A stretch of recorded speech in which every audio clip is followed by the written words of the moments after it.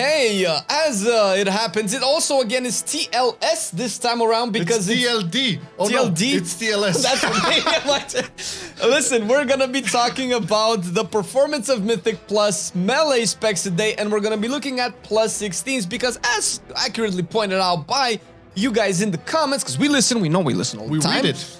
There's no real point to do 15 since in 16s is where you drop the concentrated primal focus, what everybody wants to do to, you know, get the crafted gear to max level, and that's where it kind of matters. Yeah, so this is a very special one. Everything is ranked based on the data we have on Warcraft logs for plus 16s on all the melees. Now, don't forget, we still have the community tier list, the tier list you guys make. This time is for Ranged DPS and Mythic Plus. This is gonna be on the next Friday TLF, the proper TLF, tier list Fridays, okay? So make sure to check the link in the description. There's a Google form over there. Rank the specs on which you think they have to be in what spot, S or D or B tier or whatever. And we shall see the results on next Friday. That out the way, let's get it going, baby. Get it going. Arms Warrior. Now, Arms Warriors have received the buffs. We all know the buffs are very good. They're still pretty strong. It's like talking 16s again. Sure, you have great AoE. Sure, you have great single target. Is this something that Arms Warriors would lack in a 16? I would imagine not really in a 16. They're still a little bit behind on boss damage, so maybe a tyrannical 16 might be a little bit oof. Good damage. If you don't have like 418 eye level, if you're already at like 410, 415 and so on eye level, you're probably gonna be good. Although it's one of the best. It's probably not the best yet, but it's still, you're gonna be doing just fine. Okay. Let's place it into A tier here, because we have to rank these specs somehow. All right, but again, I think when we look at these logs and when we rank these specs, we can all assume that in 16s, based on the data we have, everybody's super geared up. Yeah. Okay. So all right, now let's talk about Assassination Rogue. Now, Assassination Rogue has many issues when it comes to AoE. It's not the worst spec, so it can still do damage and it can deliver some high octane burst. The problem is Assassination really gets its value out of the bleeds and dots and whatever, or if you get lucky enough, the multiple poison bomb procs, that's also a thing.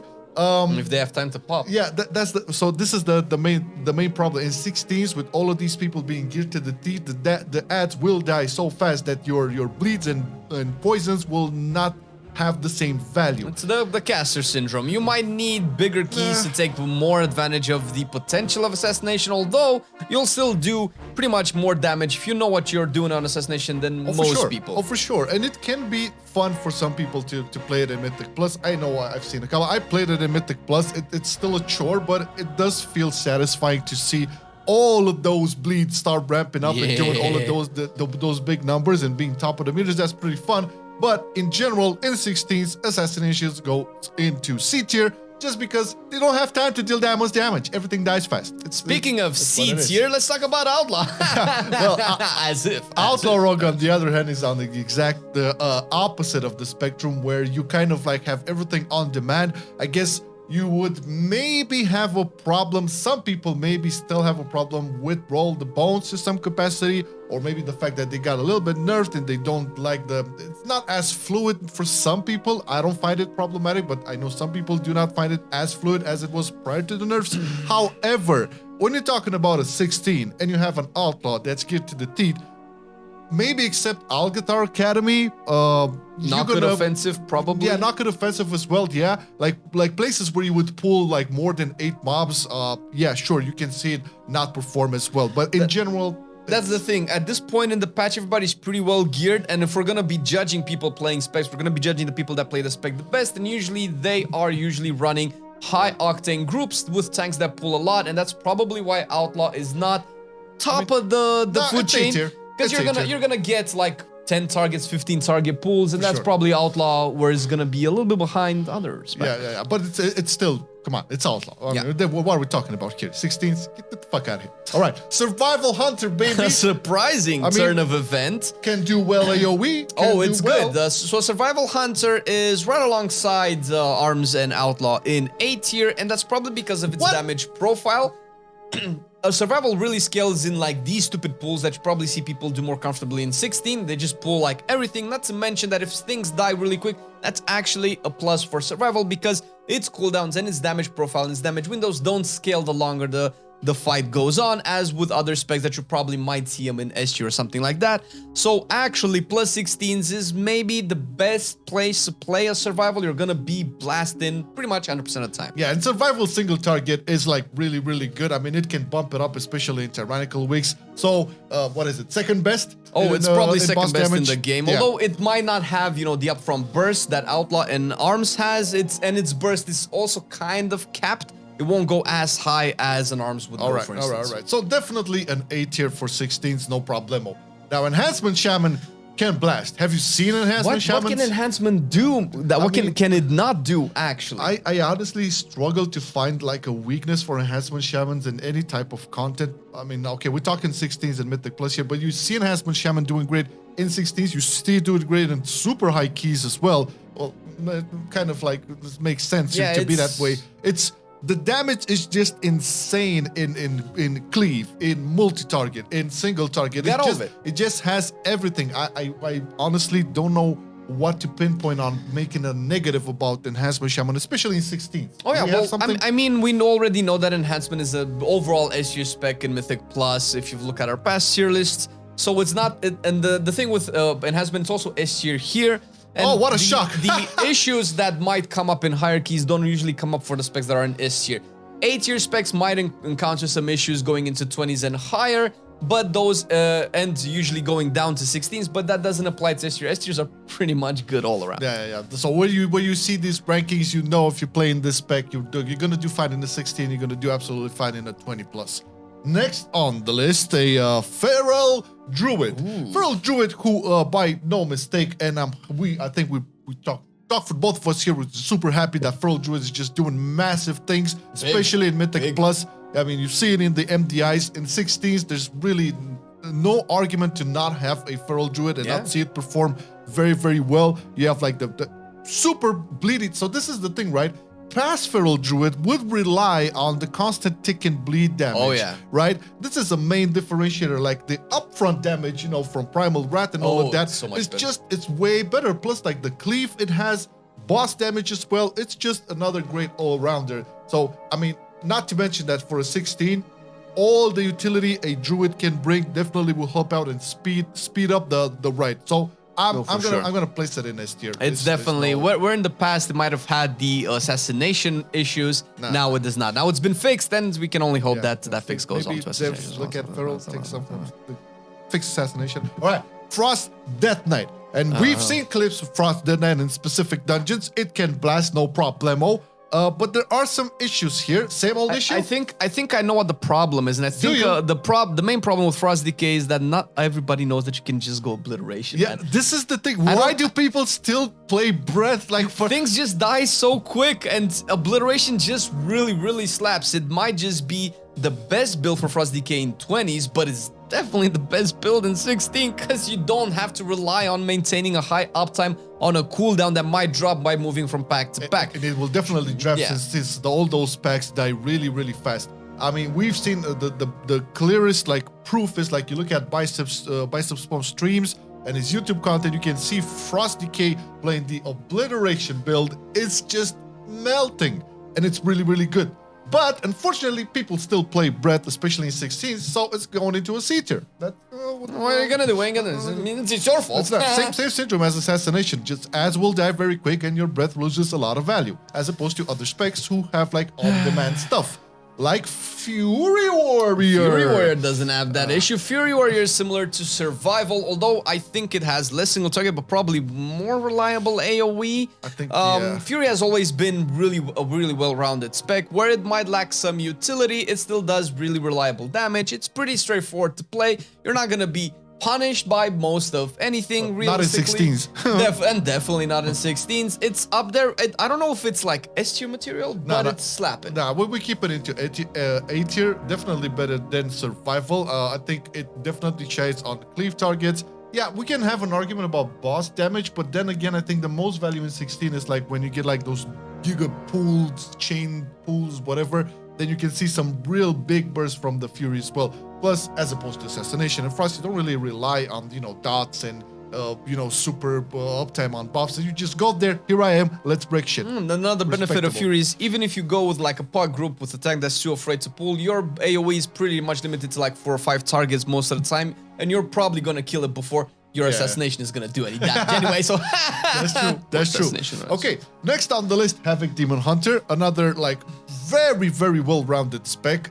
Not to mention that you kind of tend to see it in super high keys as well. There's no surprise we're gonna see it performing in 16s like no other. I mean, super high burst on big packs, super high burst on bosses, good cleave. Great mobility, darkness. You're gonna have a caster. You're gonna have the brand as well. What is not to mention it's getting like all an the enhancement. I don't know what to say negative. It's about probably it even better than enhancement because it has all the vengeance to it as well. Sigil of silence, sigil of misery, like all of that stuff. Like then Havoc might just be the best spec overall in Mythic Plus. Yeah, I mean I'm gonna place it here because it's like definitely better than enhancement and feral, but. It's not the damage necessarily, it's, as Flame mentioned, a lot of the tools that can maybe make the runs in 16s way faster. This is not an issue here of necessarily like how skilled all these players that we're looking at in logs for 16s. It's not an issue of that, it's just like what differentiates these specs when making a group or joining a pug. That's about it. Okay, Red Paladins. Now, Red Paladins can deal some massive damage. The main problem, I would say here, is that, again, you do have a little bit of ramp up, so everybody plays Crusade right now. For Crusade, you need those stacks up, so you need to get to 5 Holy Powers, right? Then you need to pop your Crusade, you know, get your Seraphim going and all of that. You need a little bit of build up for your Crusade. And by the time you get to the full value of Crusade, similar to Assassination and probably Frost that night, the ads will just die really fast. Now, it will do great single target damage. It does tremendous AoE damage. Very much. In 16s though, those ads will probably die faster than you can hit like 3 globals. Up until the rework though. Yeah, the rework will be a different story. We cannot wait to see it. But in terms of like, let's compare it to some of the S or A tier specs, right? Outlaw doesn't have the problem of GCDs. Everything is like so up, like in front, press it as it is. There's no problem. Red Paladins have like the GCD to worry about, and if you don't have a lot of haste, by the time you do get to your Crusade stacks and start pumping out a lot of like Divine Storms and whatever, it's going to be, the pack is going to be pretty much dead. This is why front of the C tier. C tier, and it's C for carry your friend day, because if you bring your friends that don't do any damage, you'll still blast with any of the specs. Oh, for sure, for sure. Now, Subtlety Rogue, on the other hand, well, this is you know all of the weaknesses of Subtlety Rogue. Well, they do have.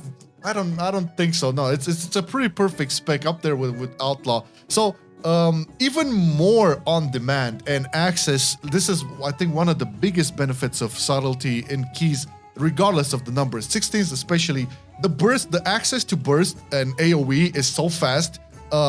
It's ridiculous, and the damage component is insane. The mechanic is basically to beef up your secret technique, and you do that like once every 20-30 seconds or whatever. However, whenever Shadow Dance comes off cooldown and you do reduce it quite a lot, it's just insane. There's no comparison. And again, we're talking about like big packs here, so definitely Subtlety is going to shine much more than Outlaw.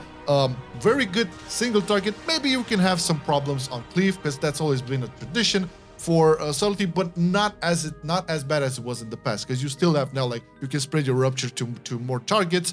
It's fine. Not to mention, since it doesn't have the AoE issues of Outlaw, it brings all the rogue to you that you want. It brings all the blinds, it brings all the gauges, all the stuns, multiple stuns that you need, especially when you do a super fast plus 16s where you're just pulling stuff really quick.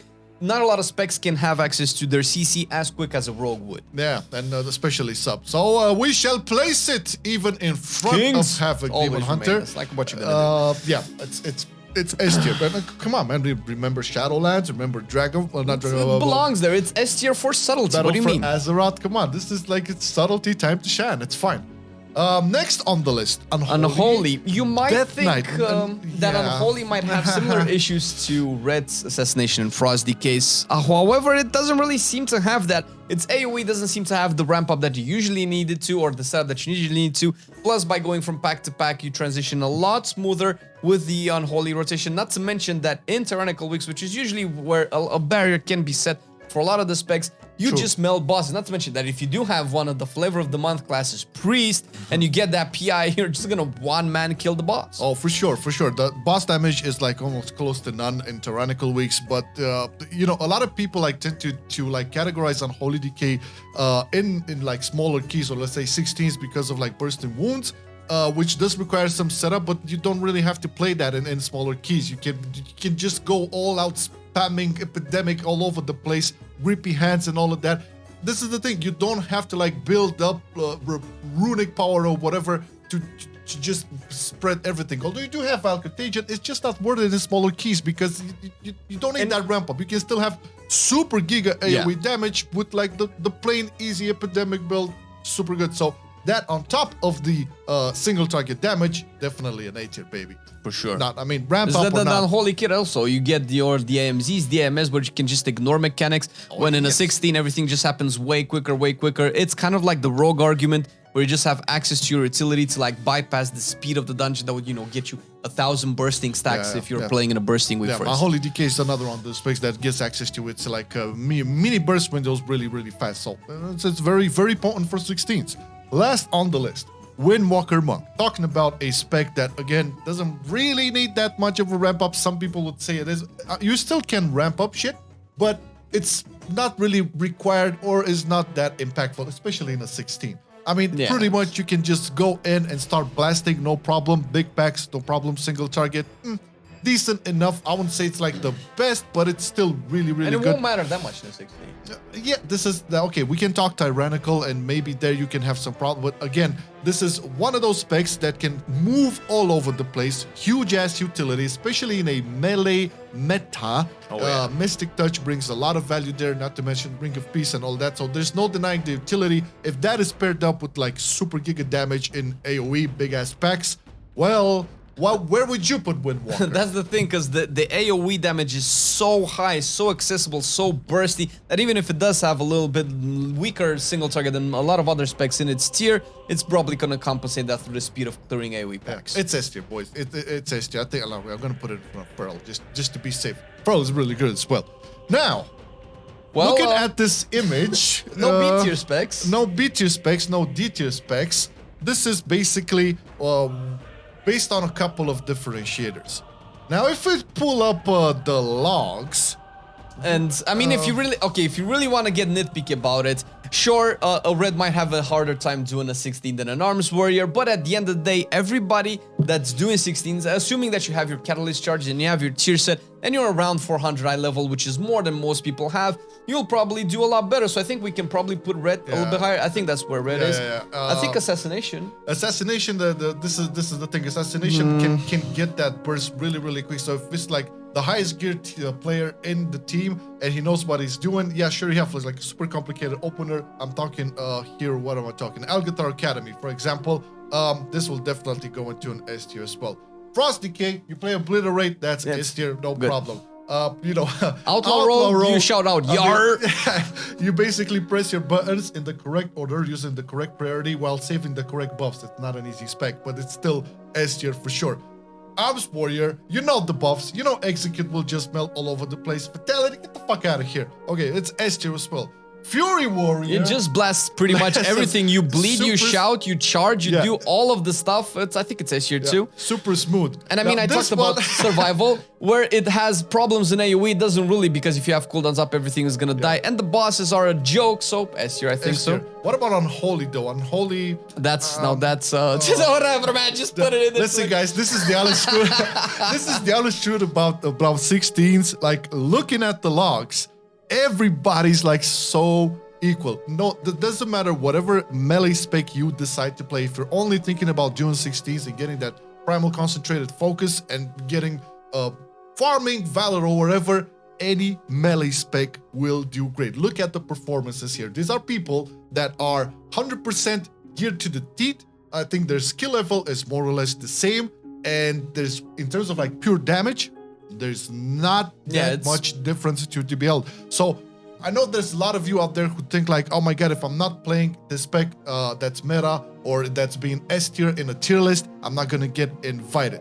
Well, we don't always play all of these meta specs. On contrary, we a lot of the times go like even like further to like the worst spec and try to prove people that, hey, invite my ass and I'll prove it to you, okay? This just goes to show that the balance that the devs have, that people a lot complain about, is actually really good at the average side of the game, where pretty much every spec is made to clear the content, at least in the average style of content, where you can say, okay, you can get your 16 and you get your concentrated focus, and obviously you can still do hierarchies as well, but at the end of the day, everybody just does way more damage than they need to clear plus 16s and usually heroic level content. And you can see this from the overall performance, whether you're geared or not, you probably already have the tier set, which is a big influx of power. However much the devs didn't want that to be, it definitely helps you clear the content that you need to do to get the best gear. Yeah. So next time you get declined into a pug, just show them a screenshot of this video and show them these logs, and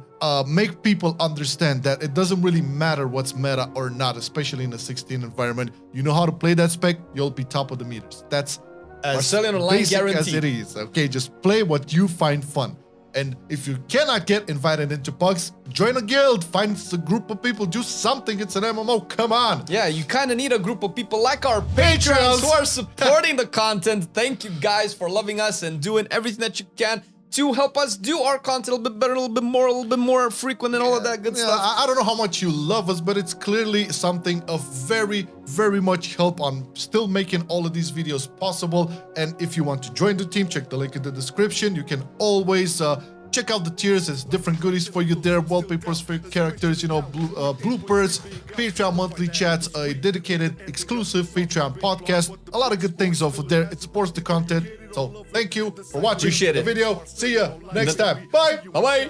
I've been loving it then, I still love it now. Still, I play WoW. Still, I play WoW. Getting better every day, let me show you how. Cause still, I play WoW. Still, I play WoW. It's getting harder to stay, but at the end of the day, it's a guilty pleasure, so just log in and play. Whether it's classic or retail, I'ma do a /bow. Still, I play WoW.